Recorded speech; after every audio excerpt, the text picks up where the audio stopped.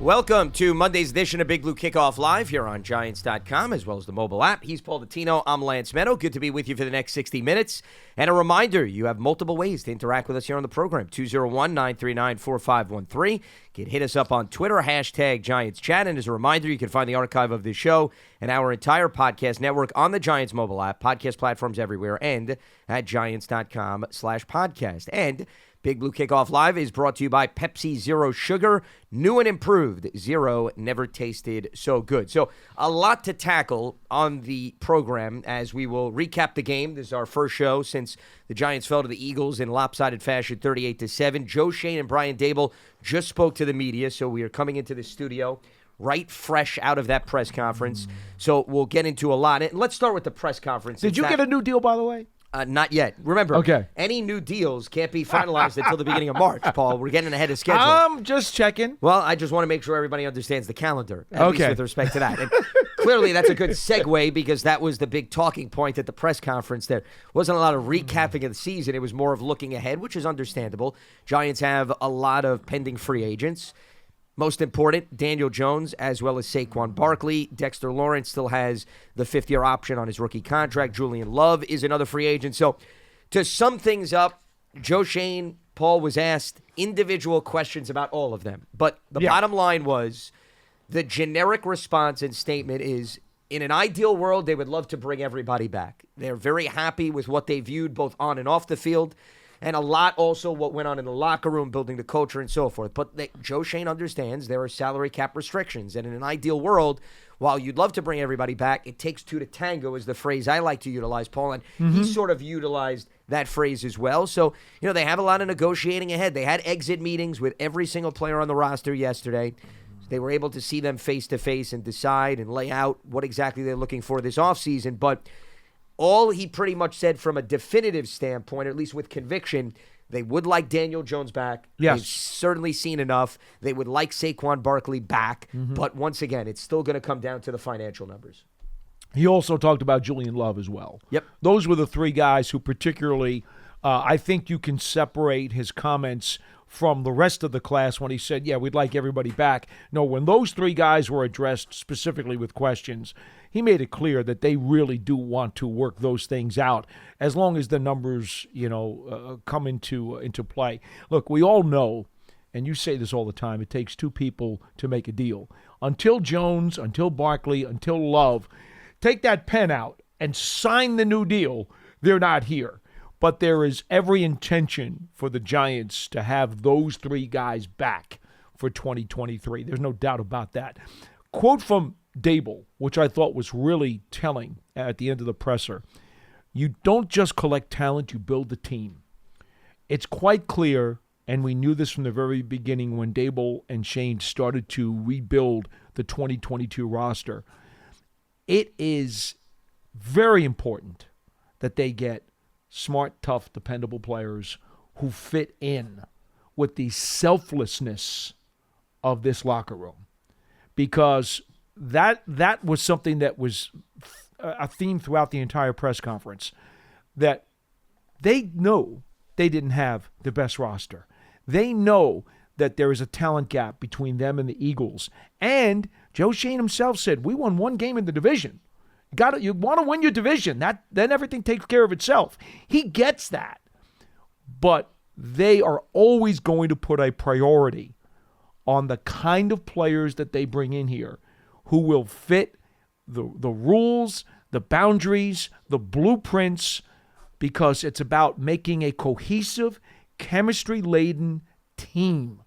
It's not just about getting the most talent that you can compile on a 53-man roster. And I think that's important because one of the other items that Schoen mentioned, and then I'll let it go back to you here, Lance, he was asked about OBJ. And he said, look, we're going to try to improve this team any way that we can, and we had a good dinner with him. But he mentioned the fact that the Giants don't have a, quote, wide receiver one, and was asked, and he said, well, yeah, wide receiver one is important, but there are a lot of wide receiver ones who didn't make the playoffs, who were sitting home.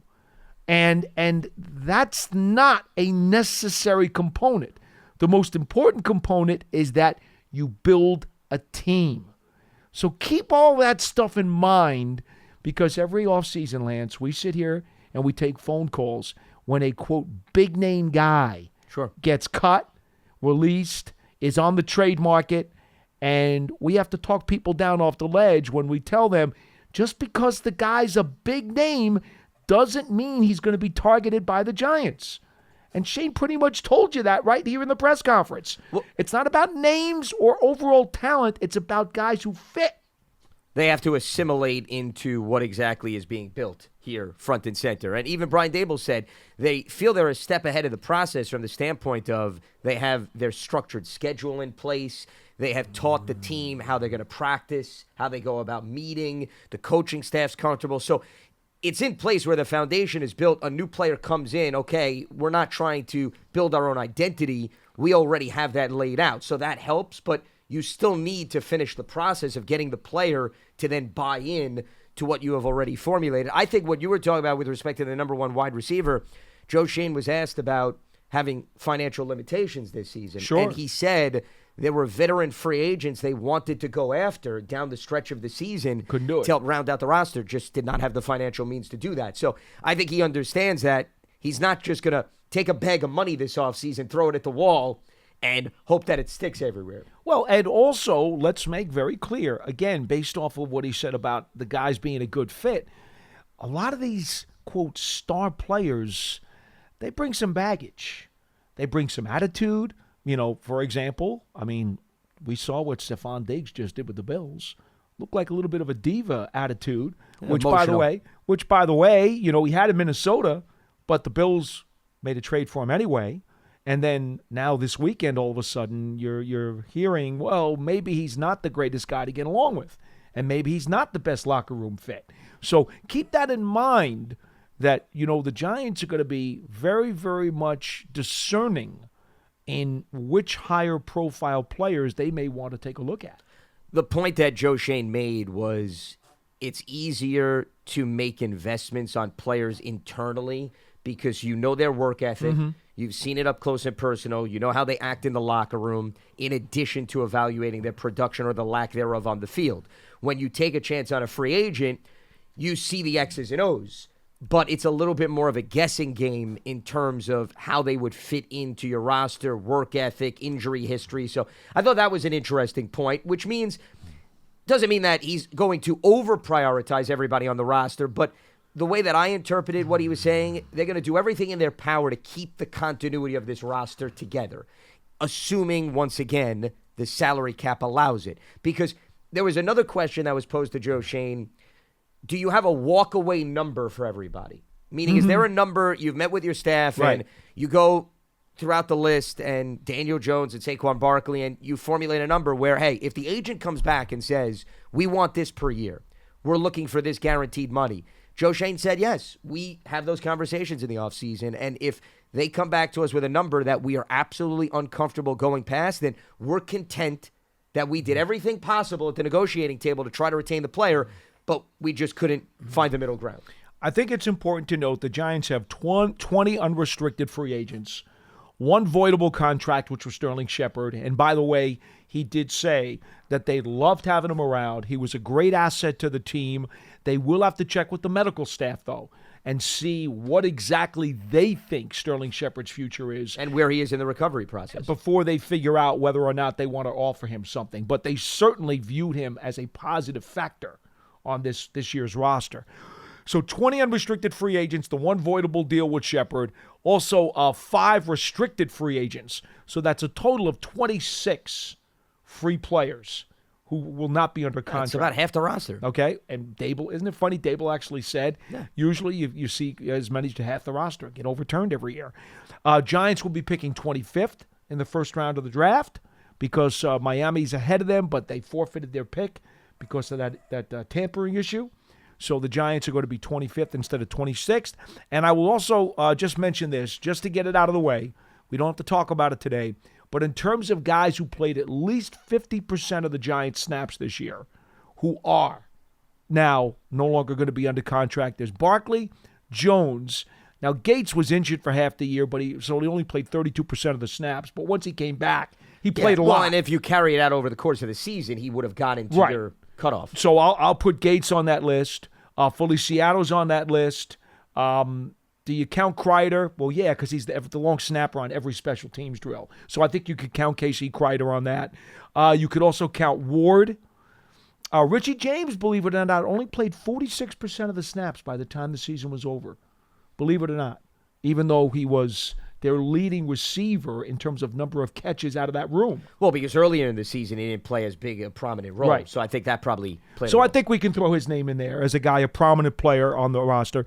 Fabian Moreau, Jalen Smith, Darius Slayton, Julian Love. Zimenez played just under 45% of the snaps. So if you wanted to include him in that list of a regular kind of player, he would also be one of those guys. And players across the board at various different positions. So that's why it is a very interesting offseason, because it's not one area of the roster that you have to address. It's really all areas. And just to piggyback off of your point about the talent gap, Joe Schoen was actually asked and flat out said when he was questioned about the Eagles, Cowboys versus the Giants, he said, yes, there is a talent gap, and we have to do everything in our power to make that up. That's when he referenced what you were talking about, the record within the division in which they only posted one win and then, of course, had the tie with the Washington Commanders. One other thing I wanted to get to, which I thought was another underlying theme, and this goes back to the turnover rate on rosters in the NFL. Brian Daboll brought up that he's been on a Super Bowl team, and then the following year they missed the playoffs. Yes. He's been a part of 8 times where they have fell short in the playoffs and they didn't even reach the Super Bowl. And the point was, just because you make it to the divisional round in year one and you have financial flexibility and maybe an opportunity to put your stamp on the roster, doesn't mean that you pick up exactly where it ended and then you get to the promised land again. And I thought that point, while it should be stating the obvious, Paul, because if you follow the NFL long enough, you know the turnover rate is ridiculous, and unlike any other professional sport, it is worth bringing up and emphasizing. And I keep tally of this turnover rate. 7 new teams made the playoffs this year. And what I mean by that is 7 teams that didn't make the playoffs the previous year. Right.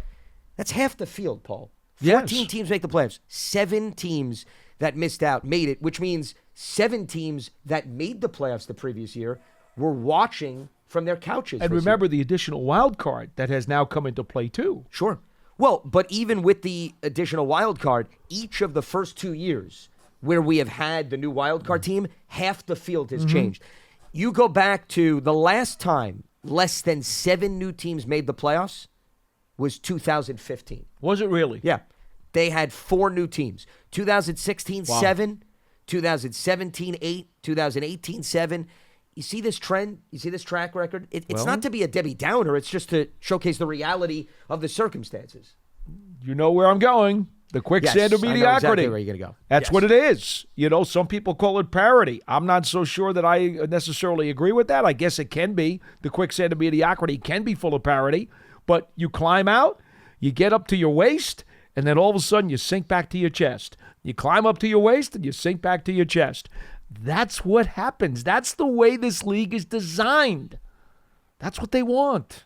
But that's why you have to go about navigating those challenges. The point is, you can't just be content where you finished. You have to take a step back. And Brian Daboll and Joe Schoen said the reason why they want a few days is you can't make emotional decisions, meaning you can't, Paul, make a decision about a free agent and say, I love the guy in the locker room. He's such a good guy to get along with. We have great conversations.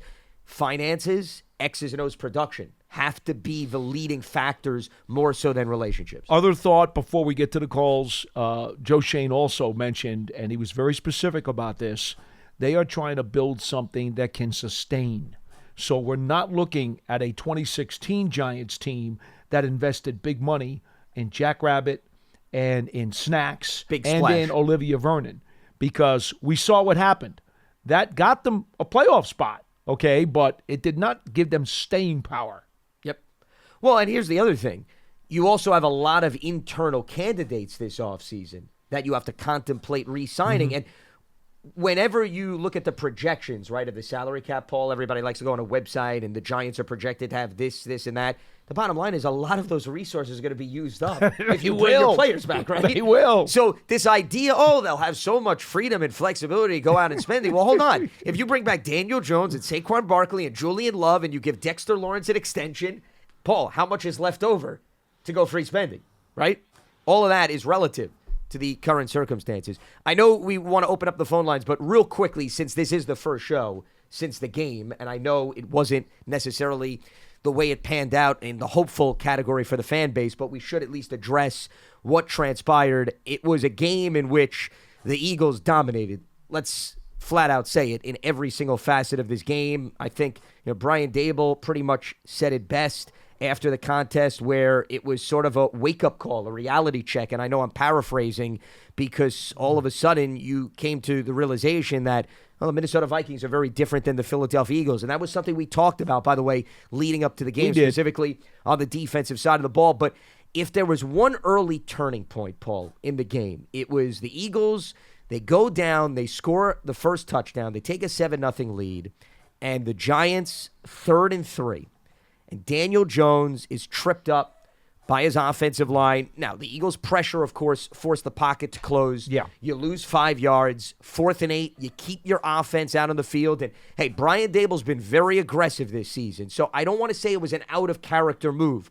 But you do realize if you don't get that, you give the Eagles tremendous field positioning. And then what happens? Hassan Reddick makes another great play. Daniel Jones is sacked. Eagles take over. They score a touchdown. And all of a sudden, it's a 2-touchdown deficit.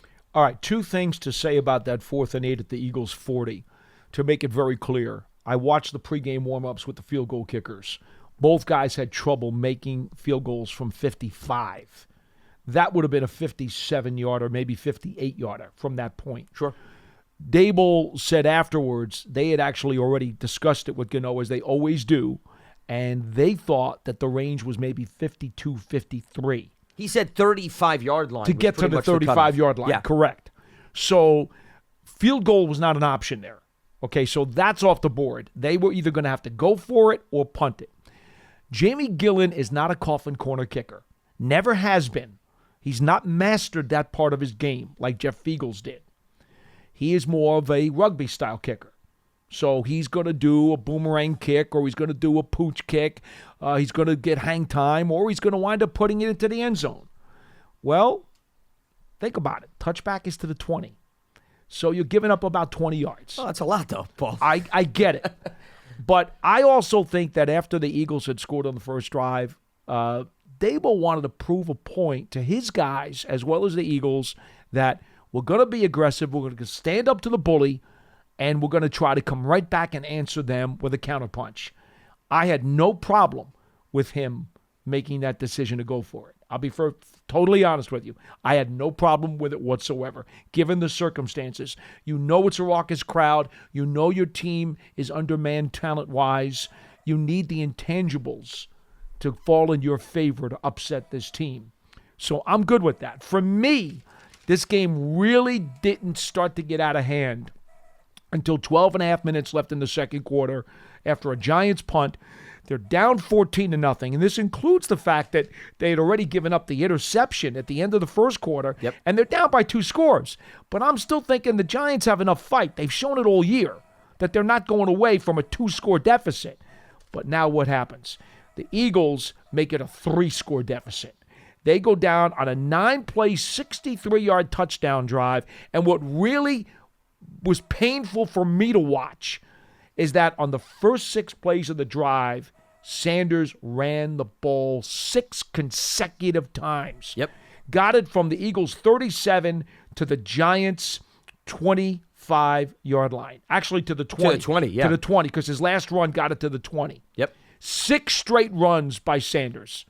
That right there was a very, very painful stretch to watch, because then after the pass to Goddard, then Boston Scott, the Giants killer, comes in and rumbles 3 yards for the touchdown, 21-0, and that right there, to me, that drive said to me, I just don't know how the Giants are going to recover from this, because that drive told me an awful lot about what the rest of the night was going to look like. Well, and the Jalen Hurts 7-yard run on the 3rd and 3 was big, because when you continue to run with the conventional running backs, we also talked about this last week, Hurts as a runner is a game changer. They use the conventional backs to set up, Hurts then deciding to fake the handoff and taking off. So it was the perfect setup. Giants are thinking Sanders, Sanders, Sanders.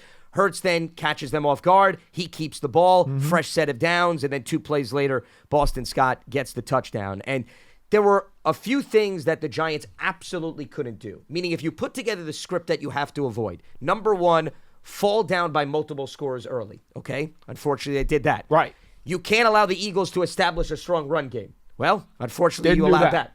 And then you also have to be able to sustain drives and not constantly get off the field in 3 and outs and be efficient on third down. Couldn't do that. And they couldn't do that. So, all the check marks went next to the negatives. And you turned the ball over, by the way, too. Boxes that I thought the Giants were capable of, that they had to have to pull off the upset, because I gave them a lot of pluses on the intangible side of things. I said they had to run 35 times for 150 yards. That did not happen. I said they had to pound Jalen Hurts. Did you look at the box score? By the end of the night, 0 quarterback hits. Not just 0 sacks, folks. 0 quarterback hits. I said they had to win time of possession, about 33 minutes or so. Didn't do that. It was the opposite way. Absolutely. Okay? Every box that the Giants had to check, which I thought they were capable of doing, did not get checked. Didn't win the turnover battle. Again, everything they had to do. There was a path to victory for the Giants. They did not get one green light. Every single light they ran into was a red traffic light. That's why the Eagles dominated. There's really nothing else to say. No, it's worth at least recapping, even though I'm sure obviously it's painful for the fan base, but that's the reality of the circumstance. And it's another example that this is a league defined by matchups. The Giants matched up very well with the Minnesota Vikings. They played 2 close games this season, and they had a lot of experience in those close affairs. The Eagles, this game resembled more of Week 14. It did. Okay? It did. It was a mirror image, essentially, of that when the Eagles pretty much dominated as well. Been saying since the summer, Philly had the best roster.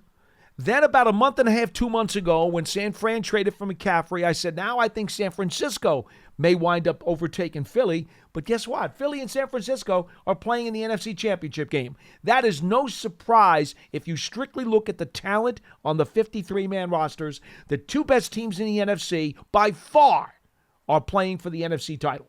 And you can say the same thing about the AFC, too, with the Bengals and the Chiefs. Those were 2 top-tier teams as well. Buffalo just couldn't get it done. Yeah, well, and Buffalo also was hammered by injuries, and I would say did not play very good football down the stretch of the season. So not necessarily surprised in terms of the outcome there. All right, a few reminders before we open up the lines. Make sure you go subscribe to the Giants Huddle podcast. Podcast features a rapid reaction right after each game with one of our analysts, an episode midweek featuring an interview with a national analyst, and then a game preview featuring a long-form interview with a current Giants player, as well as an exclusive sit-down with Bob Papa and head coach Brian Daboll, and an opponent preview of that week's opponent. You can search for Giants Huddle on your favorite podcast platform or listen on the Giants app, as well as Giants.com/podcasts.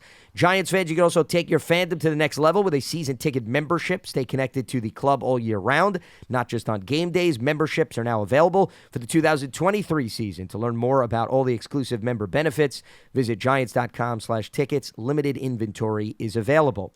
The Giants' official connected TV streaming app is Giants TV. It brings original video content and game highlights on demand and direct to Big Blue fans. Giants TV is free. It's on Apple TV, Roku, Amazon Fire TV, as well as the Giants mobile app. And you can also follow @Giants on Twitter and retweet to win a $100 Team Store gift card and Modelo prize pack. For every point the Giants score, one lucky fan is going to win. 31 fans won last week. Drink responsibly. Modelo Especial beer, imported by Crown Imports, Chicago, Illinois, 21 plus. As we move forward here on Big Blue Kickoff Live, it's brought to you by Pepsi Zero Sugar, new and improved. Zero, never tasted so good. Let's open up the phone lines. We check in with Hugo in New Jersey, joining us here on BBKL. What's happening, Hugo? And that is short, sweet, and to the point. We are off to a roaring start here on Monday's edition of Big Blue Kickoff Live. How about Joe in Pennsylvania as we try to get past the dial tones in the early portion of this show? Joe, welcome aboard. What do you got for us? Great, man. I'm sick, too, of the game, but definitely when I look for the whole season, where we finished last year, bottom 5, this year, we finished, as far as I'm concerned, top 10, and that's all in football. And you say we have to do good in our division where we finished up there. We only won one game with against Washington. But even Washington, as far as I'm concerned, they're top 10 in the football. But there's a difference. Then we have Dallas and Philadelphia, if you ask me. They're like top 5 in football, and there's a gap there. So, we're not as bad as you think here. Oh, we can't win any division games. It's looking at who's in our division as far as I'm concerned. Sure, but winning games in the division is the best path to win the division and get into the playoffs. But so that's the point. No, your point is well taken. The competition in the division is top tier. There's no doubt about that. But once again, the easiest path to get to the playoffs and keep yourself relevant to the wild card conversation is to take care of business in the division. Paul, we've had conversations previously. If you go through Giants history, at minimum, normally you had to go 3-3 in the division to have a realistic shot to taste the playoffs. That's why I would say this year was very unique, where they were 1-4-1 in the division, yet they still made it to the postseason. It was very, very unique. There's no division like ours this year. In football. As far as playing the Eagles, you know what I mean? That the big thing there, you were all right there, but you got to remember that is a veteran line we went against there, and they had everything going for them. They had 2 weeks to rest up and plan how they're going to block us there. If I look right now, there is a big gap in talent-wise. But if I look offensive line and defensive line, I'll take Thomas from our Giants against anybody on the Eagles offensive line first, and I'll take Dexter Lawrence first on our defensive line against anybody on the Eagles first to build around here. But definitely, there's gonna be a gap when they have to pay Hurts his money. They won't be able to bring up all these extra guys like they did to Winbold, Joseph, Design, and who's the other guy? Well, most of those guys, though, weren't making big money, in fairness, Joe. Those were late additions to the roster you're bringing up. If you're talking about, maybe they can't acquire a James Bradbury and a C.J. Gardner-Johnson. It's limited, but, that's the nature of the beast. The Giants are going to have the same challenge if they lock up Daniel Jones. We were talking about that earlier. That's going to limit who else they could go after as well. Every team goes through that. I understand that, but that's going to bring the gap a little closer, and I'm very happy with our coaching staff. Remember, they can't get all their guys in there to fit their system just right either. That's the way I'm looking at it. Sure. Well, it's only year one, to your point. Right. Absolutely, Joe. That's why I'm so happy with them and everything going forward. Maybe we won't make the playoffs next year, but not to say we wouldn't be a better team. So, and that's what they're trying to build, Joe, and 100%. And listen, appreciate the phone call. Thanks for giving us a ring. The foundation is what it gets back to. Going back to his comment in terms of the cap situation, yes, the Giants will have to eat up a lot of their space for their own guys. There's no question. You are 1,000% correct. But right now, the Cowboys are in negative cap space projected going into next year. So they're in cap hell. They've got a bit of a problem. And then also the Eagles will have relatively few dollars of cap space going into next year. So if you're trying to comparatively look at the Giants compared to the rest of the division, there's going to be a lot less maneuverability for the Cowboys and the Eagles and even the Commanders, who have a little bit more than the Eagles. But the Giants obviously have the biggest chunk of cap space available. They will try to retain their premier players, which will then bring them a little bit closer to the rest of the division. But still, they should be in the best shape to maneuver. It's a cycle. Everybody's got to get under the cap by the beginning of the new league year in March. We go over this every single year. Guys are going to get cut. There's going to be contracts that are going to be restructured. So I always say looking at cap space right now doesn't really do a whole lot to spell things out because everyone, once again, has to be on an even playing field the time you get to March. The only thing that it does do, it tells you right now in terms of can you be a very flexible team or a less flexible team. You're right, though. It bugs the living hell out of me when people start quoting cap numbers as early as late January, and like every week they're updating cap numbers. I mean, it's ridiculous. It's one of the dumbest things that I've ever seen the writers do, but they do it. All you need to know is that the Giants clearly have a much wider scope of flexibility than the rest of the division, and it will shrink. It will shrink when they re-sign their own guys, but they'll probably still have more than the other teams. That's it. You don't need to know anything else. Well, and the other thing is, Joe Schoen came into a situation where he realized he didn't have a lot of financial flexibility. I don't think the first thing he wants to do, Paul, when he gains some more flexibility, is lose it all. Is to then use it up again. Okay, so you have to take that into consideration. This is not his first rodeo. He's been around the block a few times. He understands how Buffalo operates and other teams, and I think he's learned valuable lessons along the way that the best way to build a team is you prioritize your internal candidates, you evaluate them, you invest in them, but at the same time, you give yourself freedom and flexibility to give out extensions to other players under contract, and then when you want to make your aggressive move, you pick wisely. Right, and I think you do that when you're one player away. The Giants are not there yet. They'd like to get there as soon as possible, but they're not quite there yet. Quickly, for the draft, Giants have their 1 first-round pick. They've got 1 in the second, 2 in the third, 1 in the fourth, 1 in the fifth, 1 in the sixth, 2 in the seventh, and they're anticipating potentially compensatories for Keith Crossan in the 7th round and for Lorenzo Carter in the 6th round because those free agents left during this past offseason. So they may wind up with 11 draft picks this year. And my goodness, the way that Joe Schoen and company drafted this season, although injuries did sidetrack this class. And he talked about that earlier, too. You have to feel like he's pretty happy to have a number of picks available.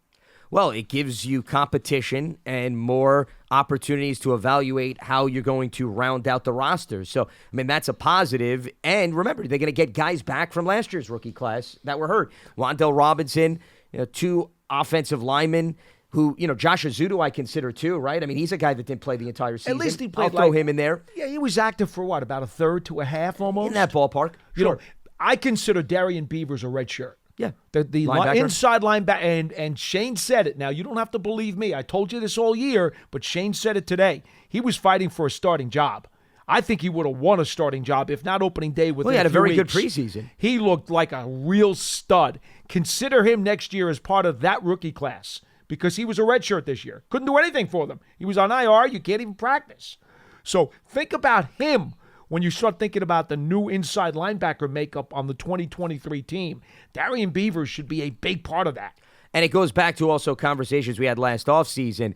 If this team is going to now maintain consistency, the continued development of the draft classes. So now you add the 2022 class on to what we were talking about the previous years. For example, to me, case in point, Dexter Lawrence, the step he made this year, Paul, is exactly what I'm talking about. How you want to see a player get a more prominent role, new coaching staff, and really uplift his production.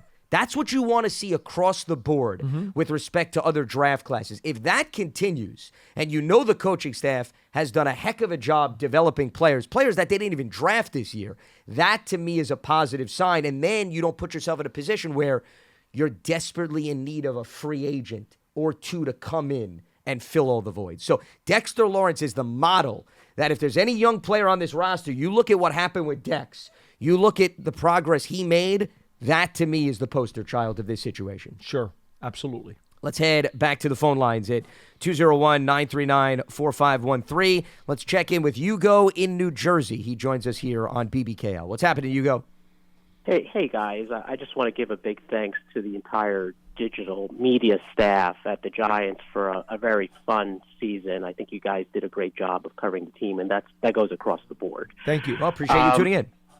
Yeah, no, having said that, I guess I'm going to channel a little bit of George Young here. George Young was a history teacher and great student of history.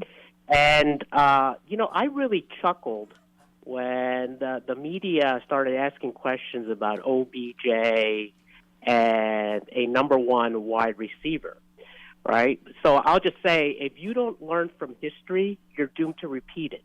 Have these media members seen the whole Kenny Golladay fiasco when you reach for a number one receiver? Have they watched the Dallas and Eagle games this year? We're essentially weak in the trenches. That's where we're getting beaten. You gotta get the trenches right, and then everything around good trenches will look a hell of a lot better. Receivers, quarterback, running backs, etc. So, look, they're already coming out with the mock draft, and they have the Giants choosing a wide receiver at 25. I really don't care what they do at receiver. I mean, hopefully they get some new talent in, but don't reach for it. The priority to compete in the NFC East is you got to shore up the trenches. It's very clear. Look, I'll give you an example. James Bradbury can be beaten like a drum deep, right? But he depends on the pass rush getting there, so he cheats and he jumps. He jumps routes. That's what good trenches do for all the perimeter players.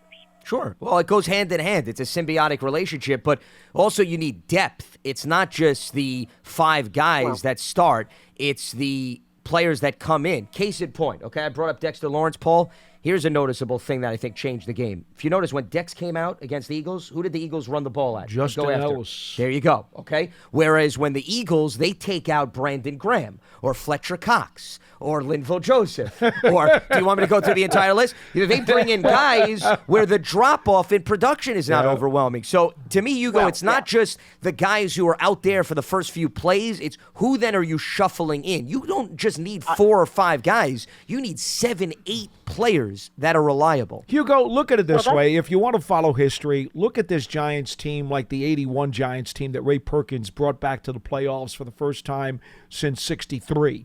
When they beat Philly in the first round, much like the Giants beat Minnesota in the first round on the road when they were underdogs. Then the Giants went out to San Francisco and got beaten by a better 49ers team following a very poor, unnecessary roughing the passer call against Gary Jeter. Okay, Gary Jeter, who, in my mind, that was a total crappy call, changed the whole complexion of the game in the second half, and then the 49ers ran away with the game because, quite frankly, they were the better team at almost every position. It's kind of exactly what happened the last couple of weeks here. It's really a mirror image. And what happened?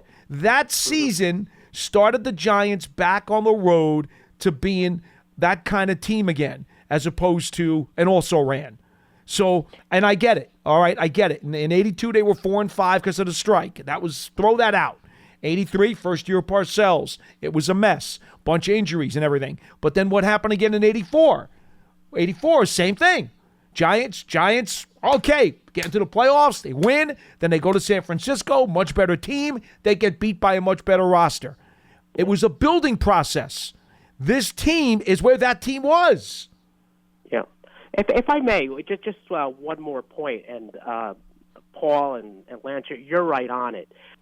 And as you probably know from my previous calls, I've been concerned about the running, our ability to stop the run all year. And, of course, a lot has been said about our linebacker position, but I've been making the point that we have 2 very high-level defensive linemen, and the rest is just not up to par. And I was a little surprised that during the year, and this is maybe a slight criticism of the front office, they did a great job of bringing guys off the couch and practice squads and so on. Couldn't do any more. Do something with the middle linebacker spot. But I was actually very disappointed this weekend to see guys who the organization is familiar with, and Jonathan Hankins and Linval Joseph making tackles in the run game, and we couldn't even get them on our staff. Now, those might be the guys Joe Shane was talking about. Sure. Could have been. Absolutely. Brought in, but didn't have the financial flexibility. Could have been. 100%. Yeah. Could have been. Yeah. Yep. We will never know the answer. We to don't those know things. because unless the agent or the player themselves is going to reveal that, and Hugo, appreciate the phone call. Thanks for giving us a ring here. But they could have very well wanted to bring in another interior defensive lineman, and Hankins is with the Cowboys, Joseph is with the Eagles, the 2 that are former Giants that the caller was referencing. You don't have the luxury late in the season because, remember, you need to have enough cap space to get through injuries over the course of the season. That's the other thing that you have to take into consideration when you look at that number that's projected. You can't spend it all. You need to leave money to make it through the remainder of the season as well. And Joe Schoen understood that because, unfortunately, they were hit by injuries at a few key positions. I think before anybody criticizes anything about the transactions that this team made this year, they need to revisit the Giants' wide receiving core, the defensive backs, and the linebackers and say, well, wait a second. They pieced together a bunch of spots with Scotch tape, crazy glue, and a few clothespins. And they still got to the second round of the playoffs because so many of these guys, many of them coming from the recycle bin, were able to function well enough to get this team to the second round. Hell, how many times do you think that's happened in this league? It wasn't just that the rookie class, in 2007, the Giants rookie class all came together and they got production out of all of those guys in the second half of the season during their postseason run. Okay? Now, that's one thing because you've drafted those players, you think they have a lot of potential, and they just came along at an accelerated rate to help you in their first year. This is a case where they were picking up recycled players who are not necessarily expected to give you much more. They're not expected to have potential, and yet they got it done to a functional level. I think this was a much more surprising and much more studious job by the personnel department and these coaches to be able to get extra juice out of what should have been a dry orange. Well, that's why Jalen Smith and Jarrett Davis come to mind, because those are the two guys that they got really a lot out of over the course of the season. And Darian Beavers could very well be an option returning from injury, and maybe they don't necessarily have to go out and make a big splash. And I'd be surprised if they do because of other priorities on the roster. But if you get Beavers back and he can return to form, the mix of a seasoned veteran as well as an up-and-coming young guy can maybe help you fill that void or at least provide some stability at a position that, yes, did come back to haunt them at times because the Giants, we went through the numbers. The rushing numbers were not pretty, especially against the Philadelphia Eagles in that playoff game. Let's head back to the lines. We check in with Pete in Florida joining us here on BBKL. What's happening, Pete? Hey, Paul and Lance. Great to talk to you guys again. Hi. I'll make my point about the game, but first I want to say, how do we feel much better a year ago when the season ended versus now, man? It is just such a great feeling to be where we're at. I know it's a difficult loss, but very proud of the organization, the players, the staff. You guys I made my year with the digital media. Appreciate it. Collaboration, hearing the fans, everything was just amazing. I had such a good time this year. So I'm really happy with that. So, and also Mike Kafka, what a job he did in the Vikings game. I'm not going to ever say the guy's a genius, right? I mean, but I will say as far as the game, how I feel about where the mistake was. Paul, kind of what you were talking about, the first drive. I mean, I feel like when the opposing team scores on the first drive, you want to come up with some points. So we had I believe it was a 3rd and 3 on the 38-yard line. Yep. Coach also talked about the 35-yard line being the field goal range. Paul, you talked about 30 runs a game. To me, we need to run that football to feed Barkley on 3rd and 3. And if we don't make it, we need to run him again. I mean, I just don't understand why we put ourselves in that vulnerable position, in that spot in the field where a penalty or a sack is going to put us out of range. We were that close to getting on the board, and who knows what would have happened at that point after that. So I just felt like, this coaching staff is amazing and had a great year, but I think that was a mistake in my view at that point in the game. So I just want your comments on that. Again, I'll let you guys go. You're amazing. I enjoyed everything about this year, and I'm looking forward to the offseason. All right, Pete. Appreciate the phone call.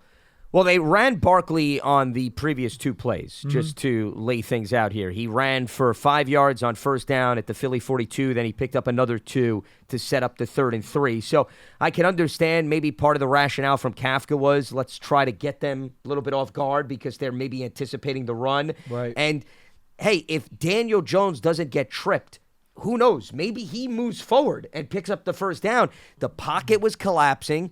Jones all of a sudden didn't have a lot of wiggle room. He gets tripped up. It's possible. You go back and you look at that play. It's very possible that Jones could have taken off if he did not get tripped up. To the left side, it looked like there was a lane. Yep. And he tripped over Andrew Thomas's ankle. Yep. It's always easy to second guess. They say hindsight is 20/20. I will tell you, at the time, I did not have a problem with the play. The result, of course, was dreadful. And as I sit here and I listen to what the caller just said, it's a viable alternative to say run it. And if you only get a yard or no gain, well, you're at the 35-yard line. That's the margin to kick the field goal. You probably bring out Gano. So you probably bring out Gano and you probably go for the 3. But because they wound up getting the back-to-back what was called sacks, now they could not even think about the field goal. So I get the point. I think you definitely have some water there in the glass, no question about it. But, if we want to talk about overall, we're talking about how many snaps a game, 75 or so snaps a game over the course of the whole season. Brian Daboll and Mike Kafka would tell you that I'm sure they were not happy with 100% of their play calls over the course of coulda, woulda, shoulda game. Right? Over 17 games and 2 playoff games. There are going to be calls that they wanted back too. And maybe that was one of them. We'll never know. So I appreciate the call and I appreciate the point of view. And I also agree with the sentiment that it's a killer when you don't walk away with any points after the Eagles already jumped out to a 7-0 lead. And then what made it worse is, once again, the field positioning that you hand over to Philadelphia. That's why I view that as a humongous turning point. I know you brought up the Miles Sanders run drive, which was big too, and we could point to a lot of other things. But Eagles, great field positioning. They turn that into a touchdown. You're in a 14-0 hole. Now the Eagles have you exactly where they want. Not a pretty position to be in and a very difficult circumstance to try to dig out of, which has been well documented, by the way, not for just the Giants, but any other team that put themselves in that position against the Eagles this season. Remember, I'll repeat it again, 8 turnovers in 2 of the Eagles' 3 losses this season. That's what it required to knock off Philadelphia. Washington and Dallas won both of those games. This front four, as great as they were during the second half of the year and they got healthier, 0 quarterback hits on Hurts the other night, outside of when he scrambled and ran. That's when they hit him. But as far as quarterback hits in the pocket, 0. There's no way in the world that number was going to be acceptable. Well, let's put it this way. You don't get any hits on the quarterback, you better be able to stop the run, okay? And when you can't stop the run and you can't hit the quarterback, Paul, you find me another strategy that's going to get you back in that game. I know. You'd be very hard-pressed. Phil is in North Carolina joining us here on Big Blue Kickoff Live. What's happening, Phil? Yeah, hi, guys. Thanks for picking up my call. Sure.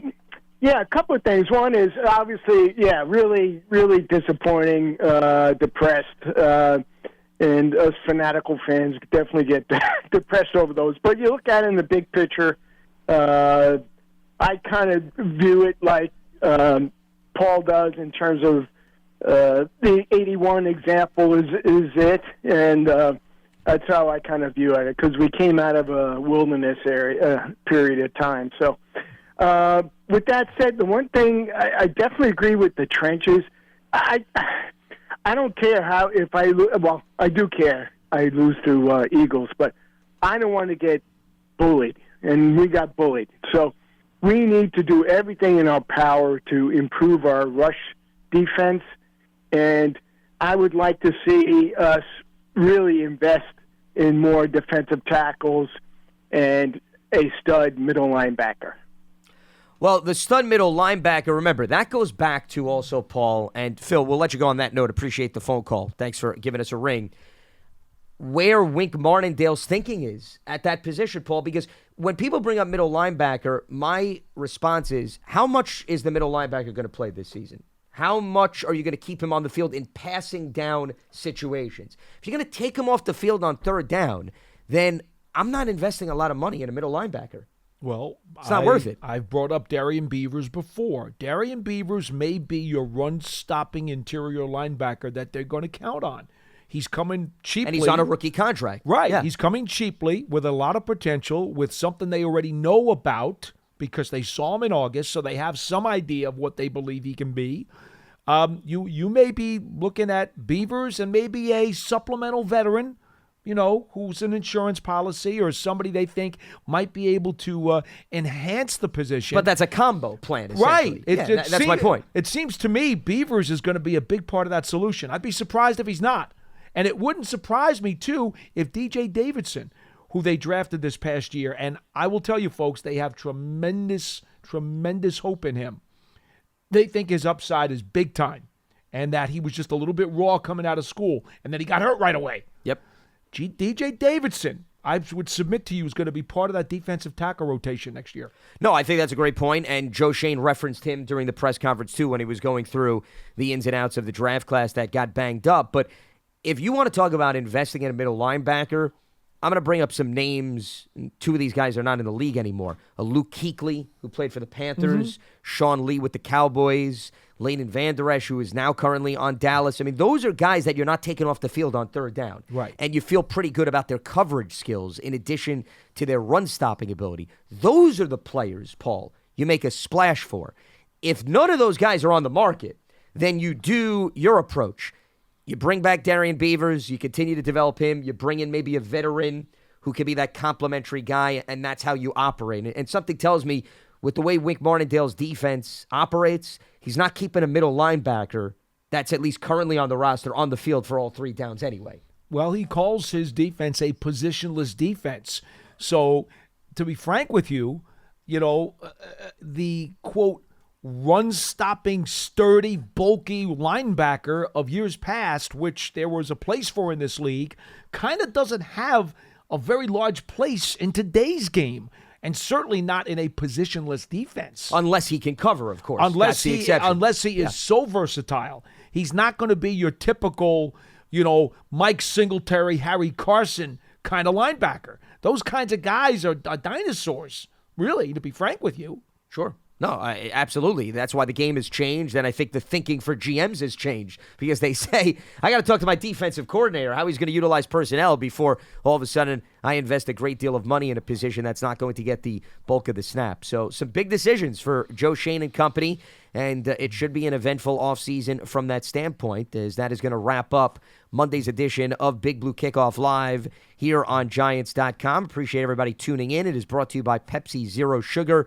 New and improved Zero, never tasted so good. So be back up and running again tomorrow at 12:30 p.m. Eastern. A reminder that Big Blue Kickoff Live can be available on many different platforms, including Giants.com/podcast. For Paul Dottino, I'm Lance Medow. Stay locked to Giants.com for all the latest. And remember, Big Blue Kickoff Live does not take a day off. There is no off season for this program. We go Monday through Friday, 24/7, year-round, okay? So this is not the start of the off season. This is just the continuation of the calendar. Indeed it is. With that being said, enjoy the rest of your Monday. We're out.